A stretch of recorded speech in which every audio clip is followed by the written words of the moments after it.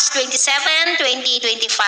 Sa ngayon nga po ay opisyal na nagsimula ang tag-init season dito po sa ating bansa. Tuluyan na po na-terminate ang malamig na hanging amihan. Easterlies na ang magiging dominanteng hangin na iihip ngayon dito sa ating bansa. Pero dahil sa presensya ng low pressure area na nasa silangan na po ngayon ng Caraga ay nakakaranas ng pag-ulan ang ilang bahagi ng Caraga, Northern Mindanao at Eastern Visayas, maging sa ilang bahagi ng Bohol dahil po yan sa trough ng LPA.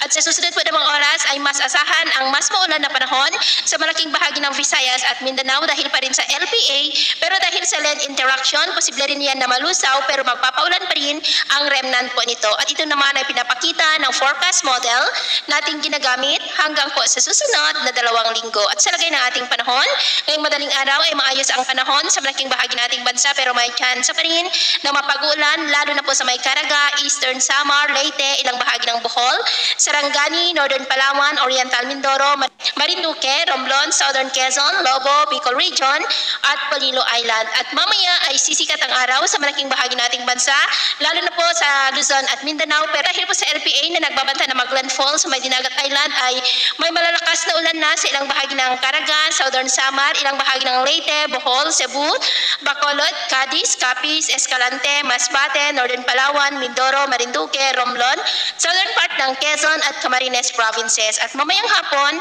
mas maraming lugar ulit ang makakaranas ng cloudy skies with isolated rain sa malaking bahagi ng ating bansa, lalo na po sa may Mindanao, Visayas, maging sa ilang bahagi ng Central Luzon, Mindoro provinces at Palawan. Kaya mag-ingat po tayo dahil mataas ang tsansa ng mapagbaha at pagguho ng lupa, lalo na sa mga direktang madadaanan po ng LPA.